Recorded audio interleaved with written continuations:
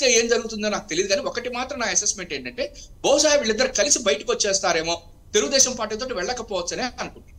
ఎందుకంటే లోకేష్ పవన్ కళ్యాణ్ గారిని లైక్ చేయట్లా. ఆయన 80% లోకేష్ 80% పవన్ కళ్యాణ్ తోటి సేల్ అవడాన్ని ఒప్పుకోవట్లేదు ఆయన. అదే వాళ్ళిద్దరు ఎవరు చంద్రబాబు గారు లోకేష్ మధ్య కూడా గొడవ ఉన్నది అనేటువంటిది పైన బయట వస్తున్నటువంటి ఒక ప్రచారం. కాబట్టి డెఫినెట్ గా పవన్ కళ్యాణ్ గారు బయటకు వచ్చేసి కాపు సామాజిక వర్గం మనందరం కలిసి వెళ్దాము అని చెప్పనేటువంటి ఒక ఇదిలో వెళ్లేటువంటి అవకాశం కూడా నాకు కనిపిస్తుంది. వీళ్ళందరూ కలిపి బీజేపీ లేకపోతే ఏమన్నా తెలుగుదేశాన్ని వదిలేసేసి వెళ్లేటువంటి అవకాశం కూడా ఉంది. ఏది ఏమైనప్పటికీ కూడా పవన్ కళ్యాణ్ గారు ఏదైతే సామాజిక వర్గం కాపు అనేటువంటి ఫ్యాక్టర్ నే తీసుకుని కనుక ముందుకెళ్లేటట్టయితే వాళ్ళందరూ ఒకే సామాజిక వర్గం మీద రాజకీయాలు చేస్తారు అనేటువంటి ప్రజల్లో ఎటువంటి పరిస్థితుల్లోనూ ఆ భావన రాకూడదు. ఒకవేళ అది వచ్చిందంటే మాత్రం ఇంకా ప్రజారాజ్యం అన్న మన చిరంజీవి గారు ఆ తమిళలో అంత ఇద్దరు పొట్టేళ్లు బ్రహ్మాండమైన పక్క చంద్రబాబు గారు రాజశేఖర రెడ్డి గారు ముందు కూడా 75 లక్షల ఓట్లు వచ్చినాయి, కానీ వీళ్ళకి మళ్ళా 2019 పవన్ కళ్యాణ్ గారికి వాళ్ళకి రిపీట్ అవుతుంది. కాబట్టి వర్గం పేరు మీద వెళ్లకుండా ఉంటే మంచిది. రైట్, సూటిగా చెప్పారు రామ్నాథ్ గారు. మీ అసెస్మెంట్ ఏంటి? ముద్రగడ్డ గారి ప్రభావం రాజకీయాల్లో ఉంటుందా? ఉంటే ఒకవేళ జనసేనతో కలిసిన మరో విధంగా ఆయన అంటే ఒకవేళ జనసేన టీడీపీ కలిసిన పక్షంలో రెండింటితో కలిసినట్టే అనుకోవాలి, అన్వయించుకోవాలి. మీరేమంటారు? ప్రభావం ఉంటుందా ఇద్దరిని? నేనేమంటానంటే ఇప్పుడు ఈరోజు జనసేన టీడీపీ 2014లో పొత్తున్న రోజు ఆ రోజు జనసేన అభ్యర్థులను పెట్టలేదు. సో ఆ రోజు ఉన్నటువంటి రాజకీయ పరిస్థితులలో అది కొంతవరకు చంద్రబాబు నాయుడుకి మనం కలిసి వచ్చింది అనుకోవచ్చు, ఆయనకున్న ఎక్స్పీరియన్స్ ఆయనకు ఉన్నటువంటి కొన్ని పాజిటివ్ పాయింట్లతో. కానీ 2019లో పవన్ కళ్యాణ్ గారు సొంతంగా పోవడం వల్ల ఆయన పార్టీకి కూడా 7.2% ఓట్ బ్యాంక్ రావడం జరిగింది, టీడీపీకి 38% ఓట్ బ్యాంక్ రావడం జరిగింది, వైఎస్ఆర్సీపీకి 51% ఓట్ బ్యాంక్ రావడం జరిగింది. కానీ 2019 నుంచి 2024 ఈ రోజు వరకు ఒక జనసేన పార్టీ అనేది గ్రౌండ్ లెవెల్లో అంత స్ట్రాంగ్గా లేదు, అంత క్యాడర్ బేస్డ్ పార్టీ కాదు. ఓన్లీ వాళ్ళు ఒక కాపు సామాజిక వర్గాన్ని నమ్ముకొని కేవలం ఆ 2 జిల్లాలను నమ్ముకొని రాజకీయం చేస్తే ఇక్కడ మిగతా రెస్ట్ ఆఫ్ ద స్టేట్లో ఉన్నటువంటి మిగతా జిల్లాల్లో వాళ్ళకి అంత స్టాండ్ హోల్డింగ్ లేదు. కాబట్టి ఈరోజు రేపు వాళ్ళ పొత్తులో వాళ్ళు ఎన్ని సీట్లు అడుగుతారు, ఎన్ని సీట్లు షేర్ చేసుకుంటారు, ఆ సీట్లు ఒకవేళ జనసేన కేటాయించినటువంటి ప్లేస్లో టీడీపీ వాళ్ళు సహకరిస్తారా లేదా, ఇలాంటి ఎన్నో ఫ్యాక్టర్స్ ఉంటాయి తప్ప ఒక ముద్రగడ్డ పద్మనాభం అనేటువంటి వ్యక్తి లేదా ఒక కాపు సామాజిక వర్గం నుంచి రావడం ఒక క్లీన్ ఇమేజ్ ఉన్నటువంటి వ్యక్తి ఈరోజు ఇన్యాక్టివ్గా రాజకీయాల్లో ఉన్నటువంటి వ్యక్తి ఒక రోజు వస్తానే మొత్తం మారిపోదు. ఈరోజు కింద స్థాయిలో మీరు గ్రామాలలో కానీ మండలాల స్థాయిలో కానీ బూత్ల వారీగా చూస్తే పీపుల్ ఎక్కడికక్కడ డివిజన్ అయిపోయి ఒక ఆర్గనైజేషన్లో ఉన్నారు. అంటే ఈరోజు వైఎస్ఆర్సీపీ పార్టీలో 51%, అటు సైడ్ టీడీపీలో 38% ఆర్గనైజ్డ్గా ఆల్రెడీ డివైడ్ అయిపోయారు పీపుల్.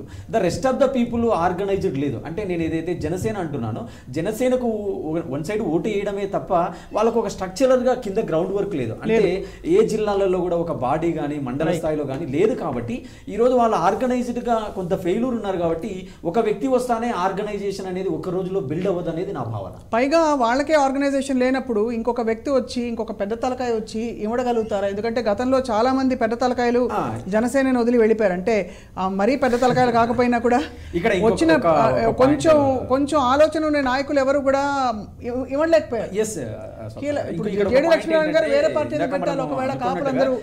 కాపు నాయకులలో చాలా మంది కీలక నేతలు ఉన్నారు. తోట నరసింహం కానీ, తోట త్రిమూర్తులు గారు కానీ, పిల్లి సుభాష్ చంద్రబోస్ గారు కానీ, కన్నబాబు గారు కానీ, ఇలా చాలా మంది ఆ 2 ఉమ్మడి జిల్లాలలోనే కాపు నేతలు చాలా మంది ఉన్నారు. ఇప్పుడు బొత్స సత్యనారాయణ గారు కానీ, అమర్నాథ్ గారు కానీ. సో ఇలాంటి వాళ్ళల్లో ఆ రోజు ముద్రగడ్డ పద్మనాభం కుటుంబం పైన జరిగిన దాడి, వాళ్ళ ఆడోళ్ళని తిట్టినప్పుడు ఈరోజు వాళ్ళలో ఒక నైతికంగా ఆయనకు మద్దతుగా నిలబడ్డారు కదా. ఈరోజు ఆయన మళ్ళీ నేను ఒకవేళ ఇందాక సార్ అన్నట్టుగా జనసేన ప్లస్ బీజేపీ లేదంటే ఇప్పుడు ఈరోజు జేడీ లక్ష్మీనారాయణ గారు కూడా ఒక పార్టీ పెట్టడము, ఇలా వీళ్ళంతా ఏమన్నా కాపు ఈక్వేషన్తో మళ్ళీ రేపు సపరేట్గా వెళ్తారా అన్నప్పుడు ఈక్వేషన్స్ మారొచ్చేమో. కానీ ఈరోజు తెలుగుదేశం గొడుగు కిందికి నేను మళ్ళీ పోతాను అంటే ఈరోజు ముద్రగడ్డ పద్మనాభం గారిని కూడా చాలామంది కాపు నేతలు వ్యతిరేకించేటువంటి వాతావరణం అక్కడ ఉంది. ఎందుకంటే స్పష్టంగా కాపు నేతలు కూడా ఒక సైడు లేరండి, ఆల్రెడీ వాళ్ళు కూడా స్కాటర్ అయ్యారు, వాళ్ళు కూడా వివిధ వర్గాలలో ఉన్నారు. కాబట్టి ఏదో ఒక రోజు ఒక వ్యక్తి వస్తానే ఇప్పుడు ఈరోజు మనం మాట్లాడుకున్నాం. నేను ఒక రాయలసీమ వాసిగా నాకున్న ఎక్స్పీరియన్స్తో చెప్తున్నానండి. రాయలసీమలో అటు టీడీపీ కావచ్చు, ఇటు జనసేన కావచ్చు, అటు వైఎస్ఆర్సీపీ కావచ్చు, చాలా స్థానాలలో అటు సైడు రెడ్డిస్ ఉంటారు, ఇటు సైడు రెడ్డిస్ ఉంటారు. అంటే ఈరోజు జగన్మోహన్ రెడ్డి గారు రెడ్డి అని చెప్పేసి ఏమన్నా మొత్తం రాష్ట్రంలో ఉన్న రెడ్డిస్ అంతా జగన్మోహన్ రెడ్డి గారికి ఓటేస్తున్నారా? అలా అని చెప్పి ఆ రోజు పవన్ కళ్యాణ్ గారు 2009లో ప్రజారాజ్యం పార్టీ వచ్చిన రోజు ఆ రోజు అంత టఫ్ ఫైటింగ్ లో కూడా చిరంజీవి గారు ఎంతో కొంత ఓట్లను చీల్చగలిగారు. దాదాపుగా 18% ఓట్ బ్యాంక్ ఆ రోజు ఆయన 2 రాష్ట్రాలలో చీల్చడం జరిగింది. కానీ ఈ రోజు పవన్ కళ్యాణ్ గారి ఓటు బ్యాంకు 10 సంవత్సరాలు అయింది పార్టీ పెట్టి, కానీ ఈ రోజు కూడా ఆయన ఒక 2 ఎంపీ స్థానాలు కానీ, ఒక 2 ఎమ్మెల్యే స్థానాలు కానీ గెలుచుకోలేకపోవడానికి దానికి కారణం ఏంటంటే ఆర్గనైజేషనల్ స్ట్రెంత్ లేదండి. ఆర్గనైజేషన్ స్ట్రెంత్ ఉన్నప్పుడు ఇలాంటి చేరికలు అనేవి మనకు అదనపు బలము, ఒక బోనస్ అవుతుంది తప్ప ఆర్గనైజేషనల్ స్ట్రెంత్ లేనప్పుడు ఇలాంటివన్నీ ఏదో మనం చర్చించుకోవడానికి బాగుంటుంది కానీ రియాలిటీలో కొంత వాస్తవ రూపం దాల్చదు అనేది నా భావన. రైట్. మొత్తానికి సుందరం శర్మ గారు అండ్ అలాగే రామ్నాథ్ గారు చాలా ఆసక్తికరంగా మారుతున్నాయి రాజకీయాలు. మరో నెల రోజుల్లో బహుశా నోటిఫికేషన్ వస్తుందని చెప్పి మనకి వినపడుతోంది. కాబట్టి వేచి చూద్దాం సార్, ఎవరి డెవలప్మెంట్స్, ఎవరి పావులు ఎలా ఉంటాయని చెప్పి.